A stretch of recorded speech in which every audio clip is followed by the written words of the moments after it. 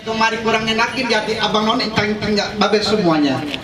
Sebelumnya saya ucapin bang assalamualaikum. Waalaikumsalam. Rombongan dan junjungan saya datang kembali dengan segala hormat. Mohon kiranya orang tempat terima dengan senang hati. Waduh, jadi datang kemari minta diterima dengan senang hati. Kita yang adu. Bos. Lo beneran ini mah. Aku pesan orang.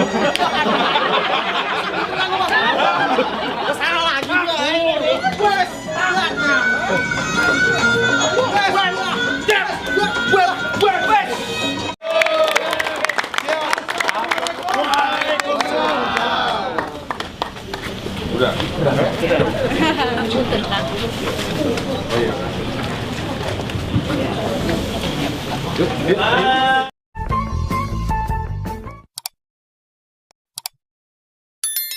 Waktu pendek, intinya macet, banjir, polusi tadi sudah ada di kepala saya, hanya butuh waktu. Misalkan singkat lah ya, polusi. Solusinya itu satu, nanam pohon. Itu rumus dari Tuhan yang kita lupa. Kalau boleh persaudaraan 98 di depan bareng saya 3 tahun nanam jutaan pohon. Pohon itu kan makanannya polusi, CO2. Nah, kalau jalanannya gersang, nggak ada pohon, si asapnya kemana? Ke udara. Makanya Jakarta susah biru, kebanyakan abu-abu kan. Tapi kalau banyak pohon, itu sebelum ke udara dicegah dulu oleh daun.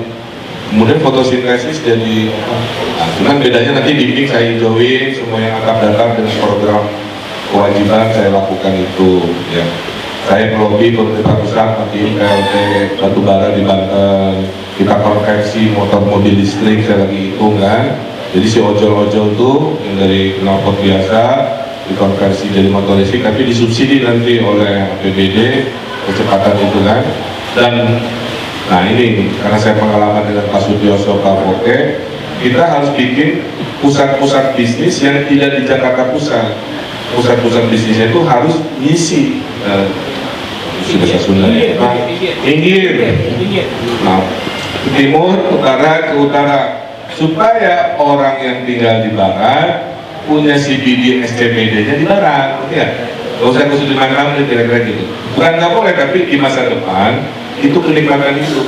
Kayak Deddy Corbuzier tinggalnya di Bintaro, kerjanya di Bintaro, ngomongnya di Bintaro. Dia bilang kemarin, terus di Jakarta ngapain? Sesekali sebagai head to head, saya ke Monas cuma seminggu sekali. Hidup saya di Bintaro. Nah, itulah yang akan saya dorong dalam 5 tahun, membereskan polusi kemacetan secara fasilitasi public transport, tapi mengubah gaya hidup untuk tinggal, bekerja, berekreasi di suatu lokasi, kita motivasi dengan kebijakan. Banyak lagi sebenarnya program kerakyatan, program teknokratis, ya. Cuma karena waktu, poinnya adalah saya banyak sekali gagasan dari pengalaman yang saya runutkan. Itu akan cuma jadi dongeng bang kalau kita tidak menang.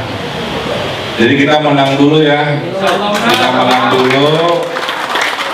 Dalam waktu tinggal 6 minggu, tolong ketok pintu, ajak saudaranya, ajak keluarganya, teman kampungnya, teman WA-nya, mantan-mantannya, semua yang bisa diajak untuk nyoblos nomor 1.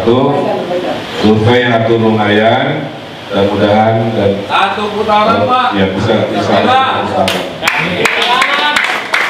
Jadi kayak bacakan dulu karena Gubernur Jakarta katanya harus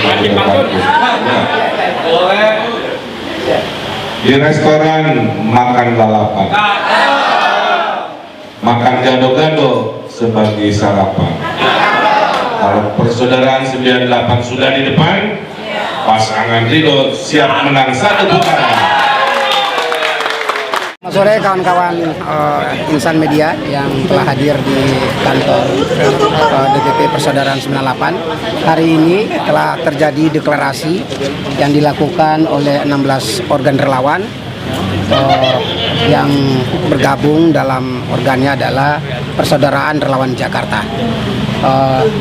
Kami melakukan deklarasi ini atas kesadaran ideologis dan strategis, karena kami menganggap dengan segala problem statement yang ada di Jakarta, baik dari kemiskinan sampai banjir dan seterusnya, ini dibutuhkan pemimpin yang responsif, pemimpin yang adaptif, yang solutif, pemimpin yang sudah teruji. Dan kami kira pengalaman Kang Emil atau yang kita kenal dengan Bang RK ini selama memimpin 2 periode di Kota Bandung dan juga 1 periode Provinsi Jawa Barat sudah teruji sekali. Beliau melakukan pengentasan terhadap kemiskinan, dan juga kalau kita lihat angka-angkanya itu jelas dengan program masifnya adalah program infrastruktur, melakukan konektivitas di mana bisa membangun desa-desa yang dari miskin menjadi tertinggal menjadi maju. Dan banyak sekali pengalaman beliau. Dan terkait dengan di Jakarta ini, kami lihat beliau pantas dan layak karena beliau sendiri, Bang RK ini sudah pengalaman 7 tahun. Beliau menjadi staf ahli di zaman Pak Koke dan zaman Pak Sutioso yang mungkin rakyat Jakarta belum ketahui betul. Nah, beliau banyak membangun ya yang di Jakarta ini, seperti Sampurna University, ya, seperti Sentrum, seperti kalau bapak-bapak KPRJ yang ada seperti jaring-jaring Kemayoran, kampus Universitas Tarumanegara, dan banyak sekali itu hasil desain dari beliau. Tidak hanya itu, beliau juga punya pengalaman experience sebagai pemimpin global. Waktu beliau lama di luar negeri, di Dubai, beliau membangun desain juga di Beijing, Cina. Ini yang saya kira tidak dimiliki oleh calon-calon lain di mohon maaf tanpa mengurangi hormat kepada yang lain, tapi perlu disampaikan kepada warga Jakarta bahwa pengalaman beliau ini pengalaman global, di mana dengan experience yang lintas negara beliau mampu membangun negara orang, dan hari ini beliau mewakafkan pikiran dan komitmennya untuk membangun Jakarta. Saya kira ini luar biasa. Beliau juga kita tahu beliau dari latar belakang pejuang, kakeknya beliau adalah pejuang, bahkan dibunuh oleh PKI, ada paman beliau ditangkap penjara. Beliau juga dari latar belakang pesantren, dan saya kira ini sangat lengkap leadership beliau ya. Kalau bicara RK, mohon maaf, sudah pasti, apalagi ditanya konfirmasi dengan Gen Z, beliau sangat familiar. Kenapa? Karena program-program itu solutif, inovatif, sesuai dengan klaster zaman dan sesuai dengan beliau juga punya komitmen terhadap minoritas. Saya kira inilah menjadi dasar kepada relawan Jakarta, Persaudaraan Jakarta memberikan dukungan penuh tanpa ragu-ragu, dan kami siap akan bekerja turun langsung ke bawah, ketok pintu rakyat di daerah Jakarta untuk bagaimana menjelaskan dan memenangkan Bang RK satu putaran. Ini berbagai deklarasi terjadi untuk dukungan ke Ridho. Setelah sebelumnya 22 organisasi etnisitas sebelum ini mendukung karena Jakarta adalah Indonesia, Indonesia adalah Pancasila. Hari ini Persaudaraan 98 dengan organnya ada 16. Itu setelah berjuang bersama-sama di Februari memenangkan Pak Prabowo Gibran. Sekarang karena kami satu koalisi, saya ditakdirkan maju di sini, mendapatkan dukungan. Yang dukungannya juga bukan dukungan asal-asalan ya. Bang Wahab ini mewakili pimpinan dari Persaudaraan 98 telah meneliti sepak terjang saya. Tentu tidak ada yang sempurna. Tapi di balik ketidaksempurnaan ada pengalaman-pengalaman yang bisa saya tawarkan. Saya 7 tahun mendesain, menata hampir 30-an ya tata kota di dunia, pernah jadi staf ahli 7 tahun Gubernur Jakarta, membangun juga pengalaman wali kota gubernur dan juga kurator IKN. Mudah-mudahan keilmuan ini dan pengalaman ini menguatkan keyakinan warga Jakarta untuk kami pasangan Ridho. Tapi karena ini kontestasi, tentu ada kerja-kerja politik yang akan dilakukan.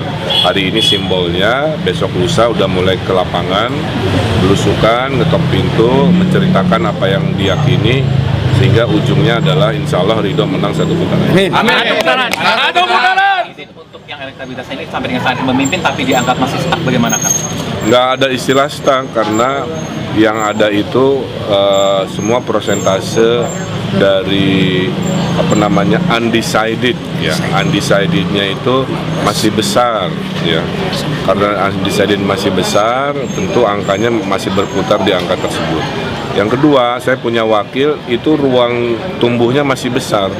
Sehingga kita dalam sebulan mendorong wakil saya Pak Suswono untuk bergerak, sehingga nanti menambahi angka yang sudah baik ini. Dan rata-rata kan udah tembus 50%. Jadi sebenarnya kan target kemenangan itu cukup di 50% plus 1. Idealnya lebih tinggi. Jadi bahasanya saya kira kita ada ruang tumbuh. Terima kasih. Sedikit Kang, ini kan Baik, ya. 98 ini kan lebih didominasi oleh kalangan aktivis ya Kang. Ini semakin melengkapkan kepada TNI tadi sebelumnya ada RI juga, ada disabilitas dan segala macam. Apakah ini semakin membawa angin segar untuk menghadapi pilkada? Saya kan tadi sampaikan gagasan membangun Jakarta itu bagi dua, setengahnya ide calon, setengahnya ide warga. Nah warga ini kan terhimpun ada yang aktivisme, ada yang sifatnya mama, semua saya dengerin. Tadi Pak Kiai curhat saya dengerin. Aktivisme di 98 punya gagasan-gagasan besar kan, terkait demokrasi, terkait saya bilang apa maksud mengasih 200 juta per RW kan, itu kan demokratisasi. Supaya desentralisasi, pembangunan lebih cepat, tidak terpusat di balai kota. Itu cara saya membangun keterlibatan partisipasi masyarakat. Nah itu diapresiasi oleh para aktivis. Oke, terima kasih ya.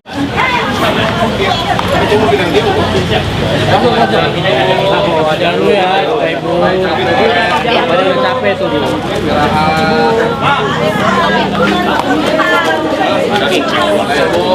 Capek.